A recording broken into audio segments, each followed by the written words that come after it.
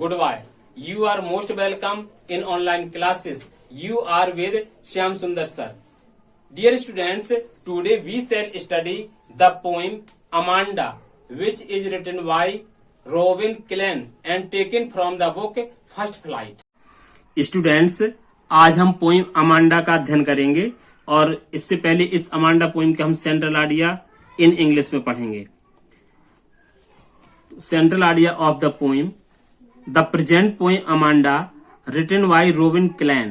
The poem focuses on the upbringing of a small child whose name is Amanda. It focuses on the struggles which is a child is facing. Poet Robert Klein makes the important points that the children should never be deprived of their freedom. However, it is the parents who are responsible of the proper upbringing of their child. So this poem expresses the state of a little girl mind who is constantly instructed about do's and don't by her mother. Students, इसके बाद इस poem की हम कुछ outlines देखेंगे, हिंदी में सारांश देखेंगे. यह कविता एक छोटी लड़की अमांडा की दिमाग की स्थिति को व्यक्त करती है, जिसे लगातार उसकी मां के द्वारा करने और न करने के बारे में निर्देश दिया जाता है. उसकी मां उसे बहुत सुस्त समझती है, उसे बार बार होमवर्क समाप्त करने की याद दिलाती है, जबकि छोटी लड़की अमांडा खुले में जीवन की स्वतंत्रता के बारे में सपने देखती है. अमांडा अपने वास्तविक जीवन से एक काल्पनिक दुनिया में वापस आ जाती है. वह कल्पना करती है कि एक सुंदर हरा समुद्र है जिसमें वह केवल रहती है और उसमें परेशान करने वाला कोई नहीं है. अब वह एक जल परी का रूप ले चुकी है और आराम से समुद्र के भीतर विचरण करती है. आइए स्टूडेंट्स, अब हम पोएम का लाइन टू लाइन अध्ययन करेंगे. अमांडा. अमांडा एक लड़की का नाम है, एक छोटी लड़की है जो पूरी तरह से स्वतंत्र रहना चाहती है. वो नहीं चाहती कि उसके माता पिता उसे प्रत्येक चीज में टोकें, उस पर बंदिशें लगाएं.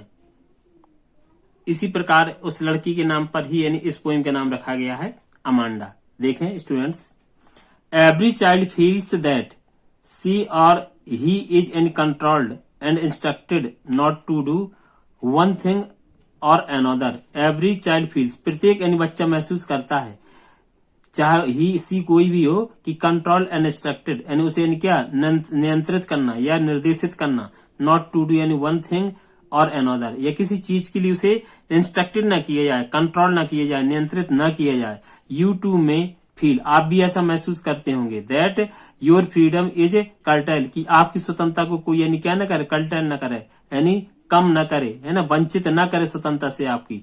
राइट डाउन यानी सम ऑफ द थिंग्स, कुछ चीजों के बारे में लिखिए. यू वांट टू डू, जो आप चाहते हैं. व्हाट योर पेरेंट्स और elders do not allow you to do, और जिस आपके माता पिता या आपके बड़े बुजुर्ग अलाउ नहीं करते हैं.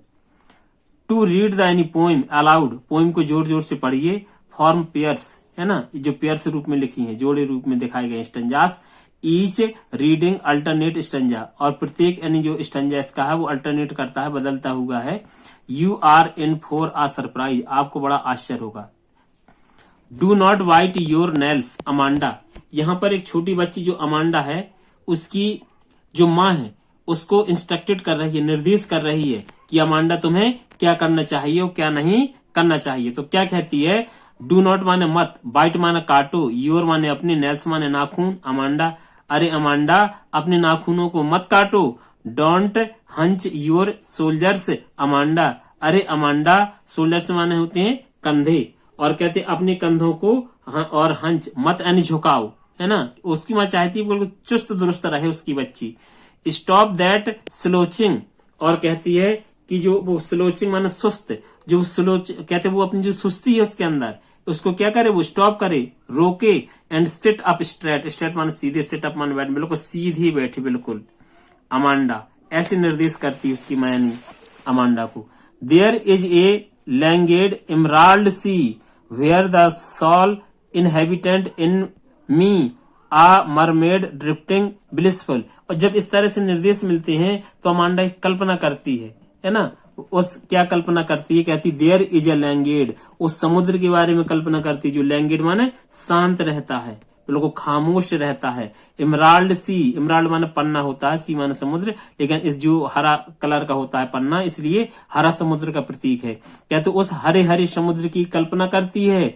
Where then is sole inhabitant in me, और जहां पर सोचती है मैं वहां पर बिल्कुल एकांकी ही रहूंगी, है ना, अकेले ही वहां पर मैं उस समुद्र में रहूंगी। कैसे? उसी प्रकार जैसे अ मरमेड, जैसे कोई जल परी रहती है, और ड्रिफ्टिंग ब्लिसफुली, और कल्पना करती मैं कि वहां कम से कम मैं आनंद पूर्वक ही रहूंगी, ऐसी ड्रिफ्टिंग करती है, ऐसी कल्पना करती है। Did you finish your homework Amanda, उसकी माँ फिर से यानी उस पर यानी क्या करती है, बाउंडेशन करती है, और उस पर यानी फोकस करती है, इंस्ट्रक्शन करती है कि अरे अमांडा, क्या तुमने अपना होमवर्क फिनिश कर लिया है, गृह कार्य फिनिश कर लिया है, समाप्त कर लिया है। फिनिश माने समाप्त करना। Did you tidy your room Amanda, Amanda क्या तुमने अपने कमरे को साफ कर लिया, टाइडी माने साफ करना।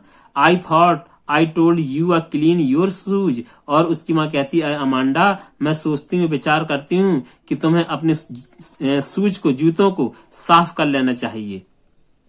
तब अमांडा फिर विचरण करती, एकदम से यानी कल्पना करती, इमेजिन्स करती है कि मुझे बार बार यानी क्या किया जा रहा है, एक यानी प्रोहिबिटेड किया जा रहा है, एक यानी बंदिश यानी की जा रही है। तो कल्पना करती है कि काश कहीं आई एम एन ऑर्फन, मैं एक अनाथ लड़की होती, ऑर्फन माने अनाथ है, रोमिंग द स्ट्रीट, कहते उसी प्रकार घूमती, रोमिंग माने घूमना, जैसे कोई अनाथ लड़की सड़कों पर घूमती है, कोई रोक टोक करने वाला नहीं होता है।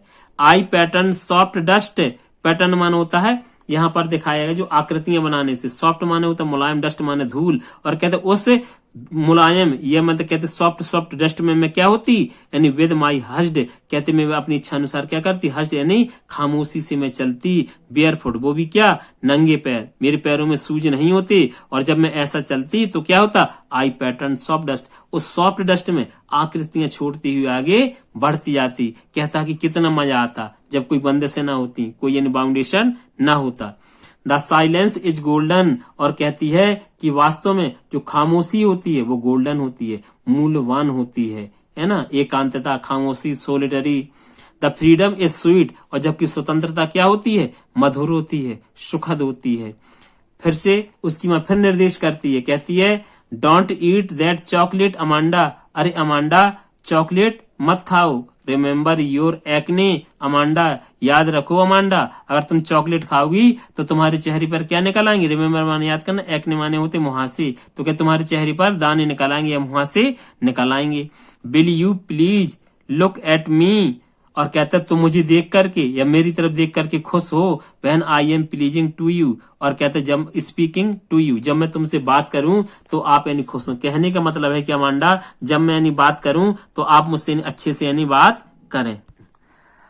और तब इस तरह से उसकी मां निर्देश करती है, इंस्ट्रक्टेड करती है अमांडा को, तो फिर वो एकदम विचार करती है, कल्पना करती है, इमेजिन करती है, कहती काश आई एम रपंजेल, रपंजेल माने एक परी है, जर्मनी की जो कहानी है उसमें रपंजेल एक यानी परी थी जिसके बाल बढ़िया गोल्डन कलर के थे और लंबे उसके बाल थे। तो इस तरह से एक क्या है, एक परी का नाम है जिसके बाल सुनहरे थे और टावर में अकेले रहती थी। तो वो विचार करती थी काश मैं कहीं यानी रपंजेल नामक यानी परी होती जिसके बाल लंबे लंबे थे, सुनहरे थे, और जो यानी एक ऊंचे टावर में अकेले रहती थी, अर्थात कोई उसको डिस्टर्ब करने वाला नहीं था। तो यही विचार करती है अमांडा यहाँ पर, आई एम रपंजेल, काश में कहीं क्या होती, रपंजेल होती। I have not a care, तो कहता है मुझे किसी प्रकार की चिंता नहीं रहती, उसी प्रकार जैसे रपंजेल परी को कोई चिंता नहीं थी, एकांत में रहती थी, ऊंची टावर में रहती थी। तो कहते लाइफ इन अ टावर, और कहते जिसका जीवन क्या ऊंचे टावर में था, मीनार में रहती थी, इज ट्रैंक्विल एंड रेयर, और कहते पूरी तरह से वहां पर शांति थी और रेयर बिल्कुल अनूठापन था, अर्थात क्योंकि वहां कोई रोक टोक करने वाला नहीं था। इसी प्रकार अमांडा भी चाहती है रपेंजल की भांति आजादी। I shall certainly never let down my bright hair, और कहता है निश्चित ही मेरे जो चमकते हुए बाल हैं, ठीक है, कहते वो कभी मैं नीचे नहीं गिरने देती। अर्थात कहने का मतलब है अमांडा कहती है कि मैं उस टावर में एकांत में रहती, बिल्कुल आनंद पूर्वक रहती, कम से कम मुझे बार बार कोई निर्देश तो नहीं करता, वर्क करने के लिए, काम करने के लिए।